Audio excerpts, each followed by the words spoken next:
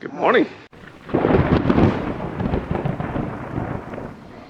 Alrighty, everybody, welcome back to the continuing saga of this relay.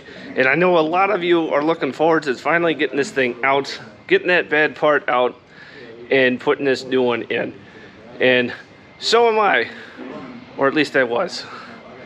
So, the taste of victory in finally getting that relay out, we're not going to have. It's such an anticlimactic moment. And earlier in the week, another one of our crew members came by and removed it. He finished the job for us. So, don't have that thrill of victory moment for you guys. So, but it's out. It's out. So all we have to do now is put the new one in. And that's somebody across the way there. But some of you guys had a question on that little white piece that was on the relay. And that's this guy.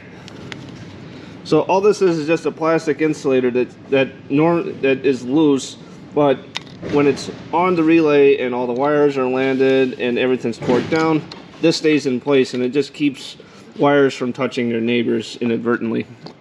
And that's all this is. But yeah, that's that white piece. But here's our good relay. We're going to get that in.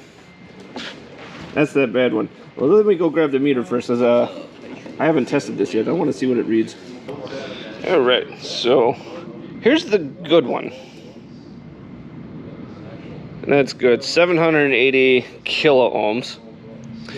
Now, keep in mind, since this is a coil, measuring DC resistance across a coil is different than, say, an inductor meter would read. So this one was normal, and this was the one that worked, if you guys recall from about a couple weeks ago when we tested this one. Now, if we take this and come over to the bad one,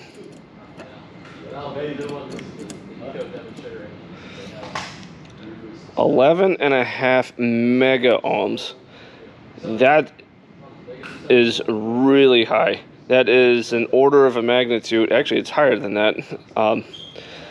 That's not going to conduct.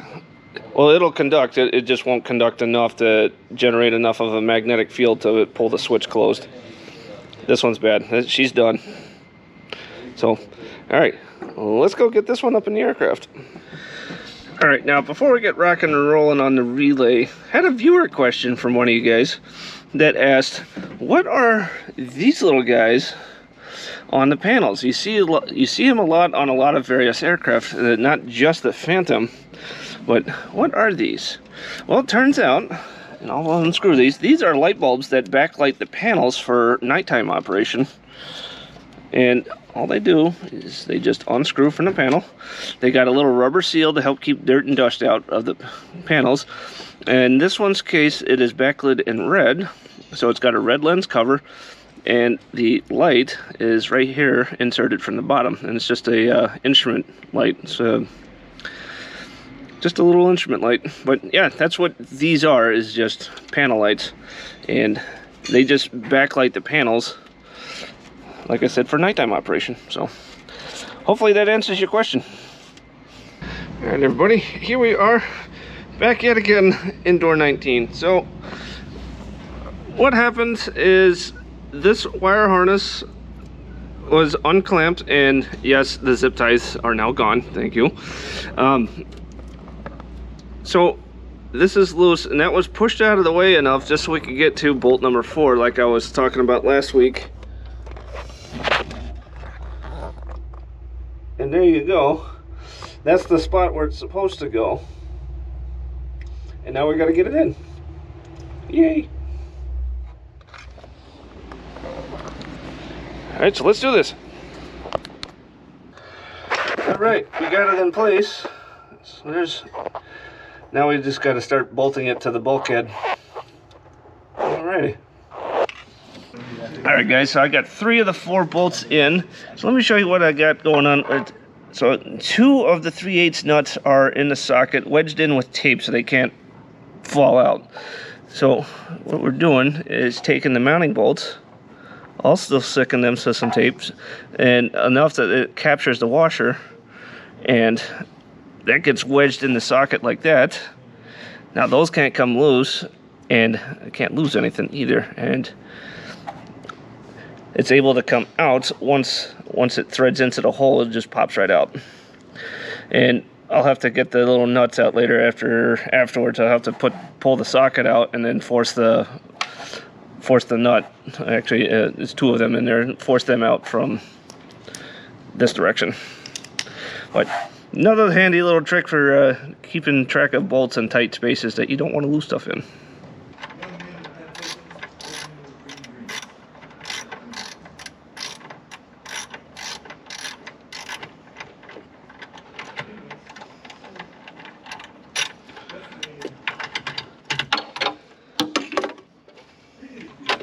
There we go. There's number 3. Got it.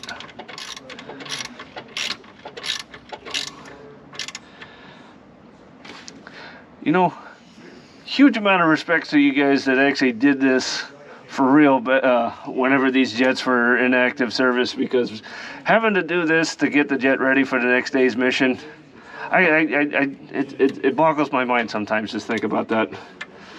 Like I said, big respect to all you maintainers out there that did this for a living. Okay, that one's snug. Alrighty guys, before I wire this thing in, I want to give a shout out to another one of our ground crew guys, Jack here. He has, for those of you that also are on Instagram, he publishes a lot of photos from not only here but anything else aviation related. So if you guys are interested in, and you guys are on the Instagram, I'll leave a link to his was it a channel? Yeah, page. Yeah, it's his Instagram page. I'll leave a link to that down in the video description. Thanks, guys.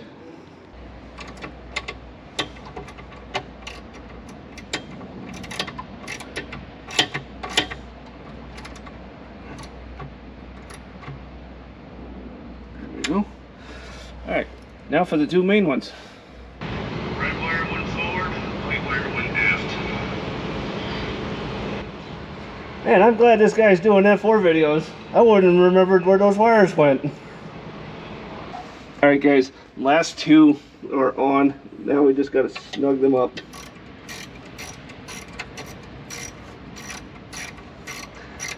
Glad this socket wrench got a nice little thumb wheel. There we go. Snug.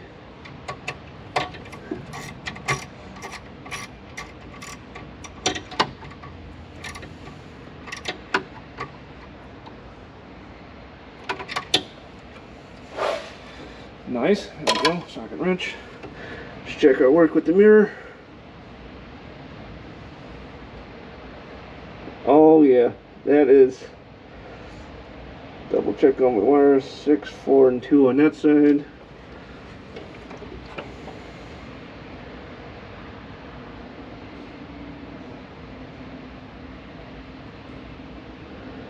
Three, 5, and 7 on the other side. Red one forward, white one aft.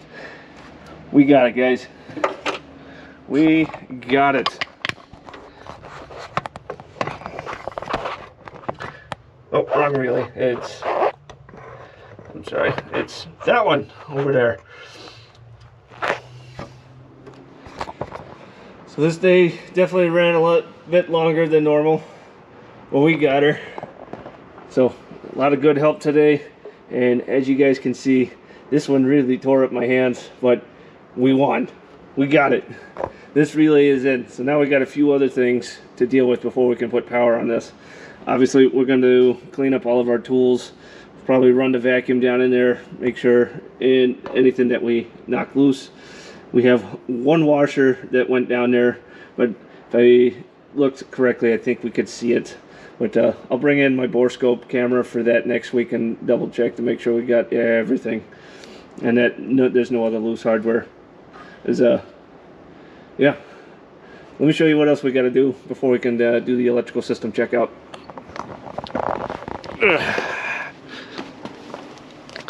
We got to get the transformer rectifiers back in and wired up. Likely, since there's enough slack in the cables here, what I'm going to do is just plug them in, wire them up, and set them on the floor here in a way that they are not going to touch anything. That way we can run them in place, and assuming everything checks out, then they will go back into where they belong. All right, now let's go ground side and see what we got to do down there. All right, lastly, the ground power TR right here, and you can see all the cables from when we tested it. This has to get wired back in. Again, follow the wire diagrams, make sure all of these end up in the right spots. And so once this is wired in, the ground power, or I'm sorry, the main TRs are back into place, then we can hook up to electrical power here. Yeah, there. And do the full electrical systems checkout. Now, meanwhile, good news also is all the seals, and we pulled all the seals and O-rings that we have here in our parts. The stuff that we don't have is on order, and we should be getting that very shortly. So once that's back together, then we can also put the hydraulic mule on this and bleed out the system, and then do a gear swing. And as long as everything's looking good there, engine runs. Yes. So anyway, again, if you guys are interested, check out Jack's Instagram. Again, I'll leave the link for that below. Thanks a bunch. That's damn good help with that earlier. So with that, thank you guys for watching. We'll see you next time.